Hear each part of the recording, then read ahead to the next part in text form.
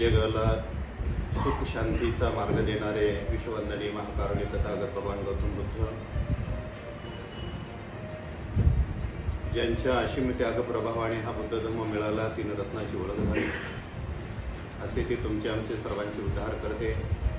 या भारताचे भाग्यविधाते, स्वतंत्र भारताच्या राज्यघटनेचे शिल्पकार, विश्वरत्न बोधिसत्व परमपूज्य डॉक्टर बाबासाहेब आंबेडकर या विश्वातील महान अशा रत्नांना सर्वप्रथम त्रिवार अभिवादन वंदन करून, विशेष आज आपण सद्धम्मातील सर्व धम्मप्रेमी उपासक आणि माझ्या पत्रकार बांधवांनो, आज आपण या ठिकाणी एकत्र येण्याचं एकच कारण आहे की शिरूर ताजबंद पासून अवघ्या 3 किलोमीटर अंतरावर वैशाली बुद्धविहार बुद्धभूमी उभारण्याचा एक संकल्प आम्ही केलेला आहे आणि तो संकल्प बौद्ध धम्माचा प्रचार आणि प्रसार करण्यासाठी त्या ठिकाणी आम्ही संकल्प केलेला आहे आणि त्या गावातील सर्वच प्रतिष्ठित नागरिक आहेत, गावकरी आहेत, सर्वजण स्वखुशीने स्वइच्छेने या धम्म कार्यामध्ये त्यांनी सहभाग घेतलेला आहे. तर उद्याचा जो 2 ऑक्टोबर बुद्ध विहाराचा भूमिपूजन जो सोहळा आहे, तो आपण विजयादशमीच्या मुहूर्तावर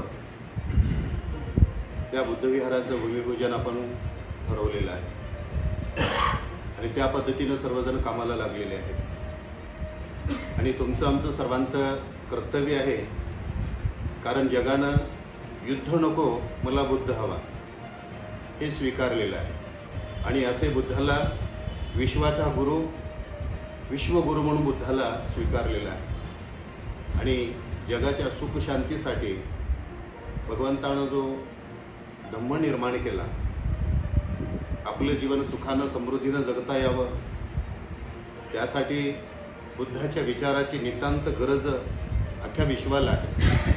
म्हणून एके ठिकाणी बाबासाहेब सुद्धा म्हणाले की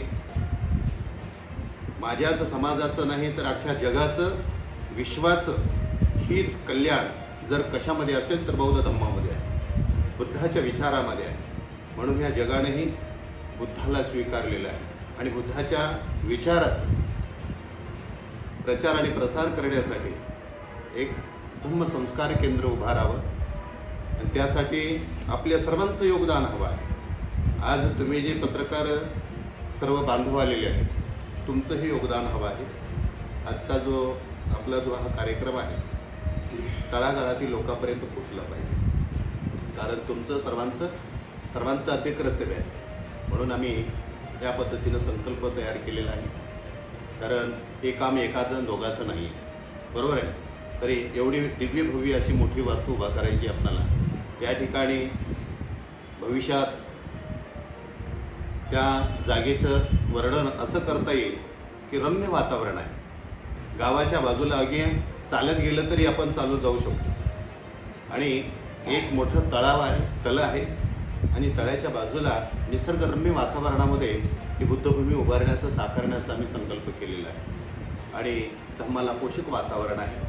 मेडिटेशन सुद्धा करण्यासाठी, मेडिटेशन हॉल बनवण्यासाठी सुद्धा एकदम शांत निसर्गरम्य वातावरणामध्ये ती जागा आहे.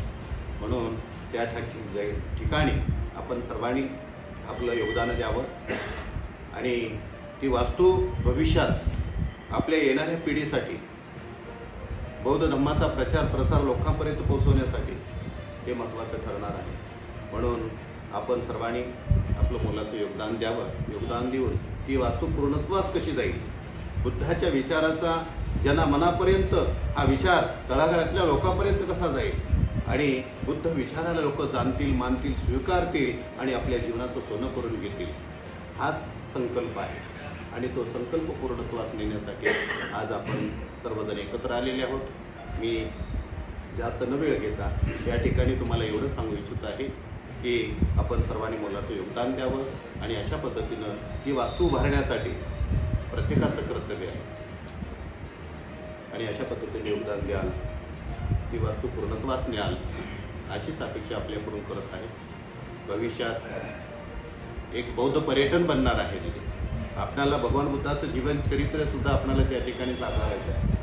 त्या तळ्यामध्ये भगवान बुद्धाची दिव्य भव्य मूर्ती अशी आपल्याला उभारण्याचाही संकल्प आहे आणि त्या ठिकाणी एक छोटंसं पर्यटन बुद्धाच्या जीवनचरित्राचं हेही आपल्याला आदर्श देणार आहे. म्हणून अशा पद्धतीचा संकल्प पूर्णत्वास नेण्यासाठी आमचा जो संकल्प आहे त्या संकल्पाला आपण परिपूर्ण सहकार्य योगदान द्याल अशीच अपेक्षा करून या ठिकाणी माझ्या या 2 शब्दाला या ठिकाणी पूर्णविराम देत आहे. आणि उद्याच्या 2 ऑक्टोबर विजयादशमी, कारण बाबासाहेब आंबेडकरांनी आपल्याला बौद्ध धम्म दिला विजयादशमीलाच. 14 ऑक्टोबर 1956ला विजयादशमीचा दिवस होता आणि त्याचं औचित्य साधून आपण सुद्धा बुद्धविहार, वैशाली बुद्धविहार बुद्धभूमी या बुद्धभूमीचं आपण उद्या भूमिपूजन करणार आहोत. आपण सर्वांनी याल अशी अपेक्षा करून या ठिकाणी माझे 2 शब्द संपवतो. या ठिकाणी उपस्थित आलात, आपण सर्व हजर राहिलात त्याबद्दल मी आपल्याप्रती सद्भावना मंगलमैत्री अर्पण करतो आणि इथेच थांबतो. आपल्या सर्वांचं मंगल हो, सर्वांचं कल्याण हो, सुखी हो.